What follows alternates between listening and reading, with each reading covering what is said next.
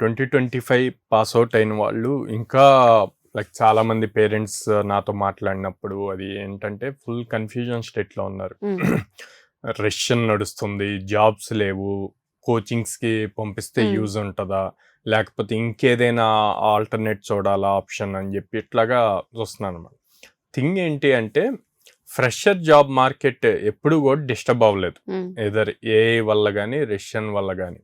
మీకు mid level అంటే 4 years 5 years నుంచి 10 years ఎక్స్పీరియన్స్ ఉన్న ఈ వీళ్ళకి ఎవరికైతే ఎక్స్పీరియన్స్ ఉందో వాళ్ళవి మాత్రం లే ఆఫ్స్ అవి జరిగాయి. ఏ కంపెనీ కూడా ఫ్రెషర్స్ని లే ఆఫ్ చేయలేదు.